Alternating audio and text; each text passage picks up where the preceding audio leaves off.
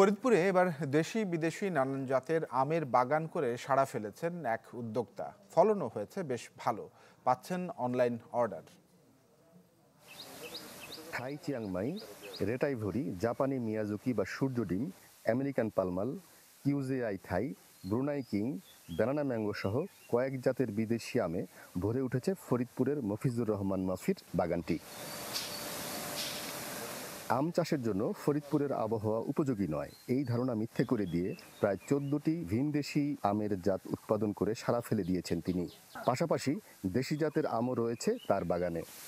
এখান থেকে বাছাইকৃত জাত আমি হিসেবে 14টা জাত সিলেক্ট করছি, যে এই ফরিদপুরের আবহাওয়ায়, বাংলাদেশের আবহাওয়ার জন্য বিদেশি আমগুলো আমরা চাষ করা যায় এবং এদেশের লেট ভ্যারাইটি হিসেবে প্রচুর দাম পাওয়া যায় এবং আমের কোয়ালিটি এবং এর স্বাদের দিক দিয়ে এবং আঁশবিহীন। বিদেশি আম উৎপাদন করে শুধু নিজেই সফল হননি, তৈরি করে দিয়েছেন অনেকের কর্মসংস্থান। আমি সংসার করার পাশাপাশি আমি বাগানে কাজ করি। এই যে জঙ্গল মঙ্গল সাফ করি, গাছ পরিচর্যা করি, সার মাটি দেই, এইসব কাজগুলো আমরা করি। এই বাগান আছে বলেই মনে করেন আমরা গরিব মানুষ বাঁচতেছি আর কি।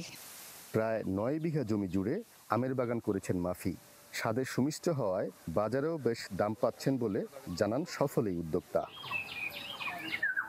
হাসানুজ্জামান, চ্যানেল 24, ফরিদপুর।